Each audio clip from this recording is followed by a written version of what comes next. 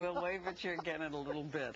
And now we're going to take a look at a great new book about overcoming the big three. They are the big three: humiliation, heartbreak, and also in your life, tell me the third one. Hardship. Thank you very much.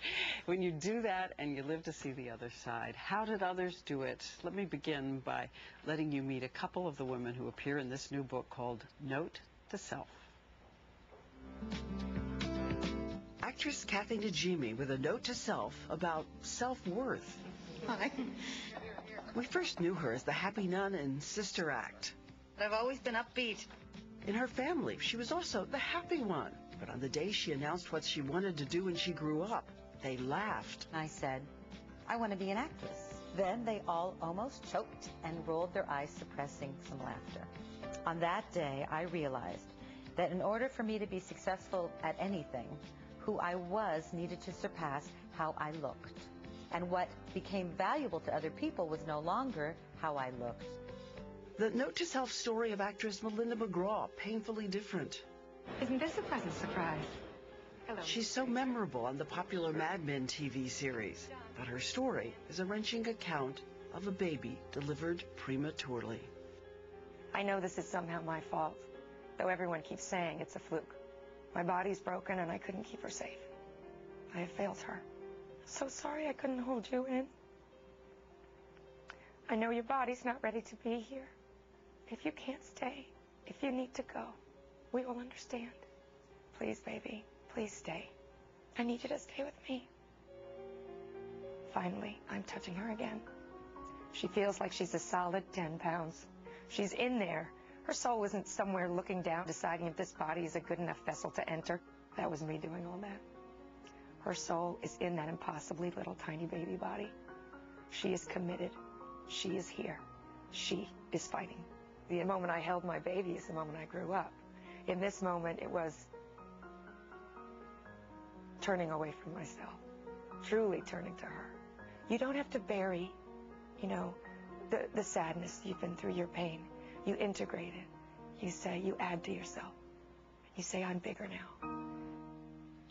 And we're joined now by Andrea Buchanan, who's the editor of the new book. She's a filmmaker herself, and it's called Notes to Self again, and it's so good to see you. Thank you. It's so good to be here. And these are the actual Post-it notes that inspired the book, right? Your dad used to do them, and Yes. You do them with sayings on them. I do. I've done, my father started the tradition in our family, much to my mother's chagrin.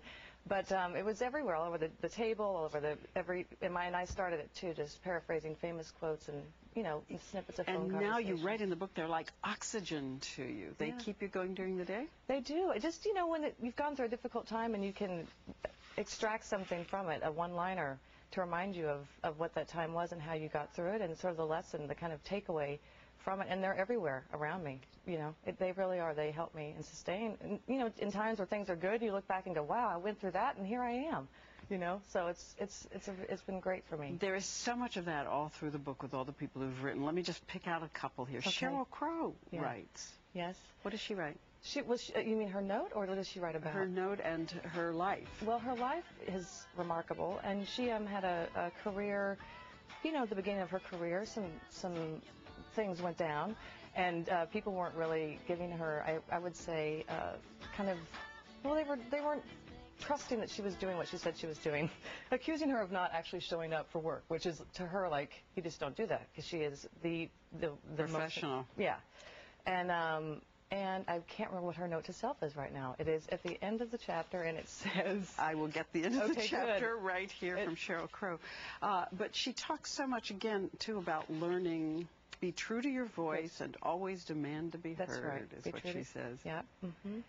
And among the others, and I could go through them all and bore everybody here with my renditions of them because they're so beautifully written. But one of them is someone who was fired from the Jerry Seinfeld show and felt that was the end of her life, only to be hired on this other little show who wasn't going to amount to anything, Sex and the City. So you never know. You never know. What seems like the worst thing could actually be the best thing.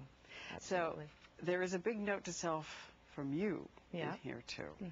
And it begins when you're in high school and you're the girl you always wanted to be, planning to be a model? Yes. And then that was what my happens? big dream.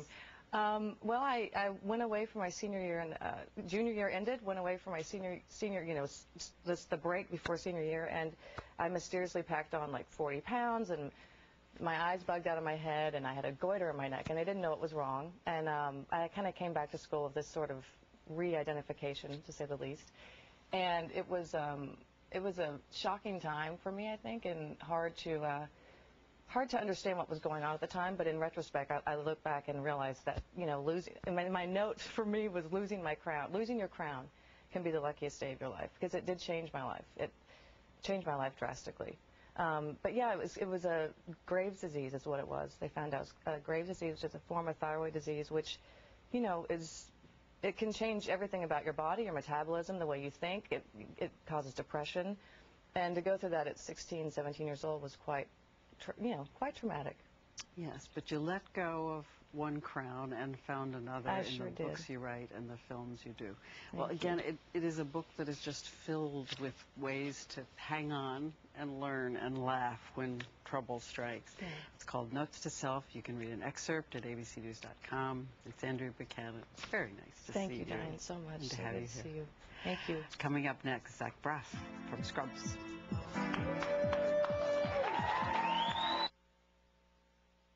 I lost 40 pounds on Jenny Craig, and I didn't feel hungry.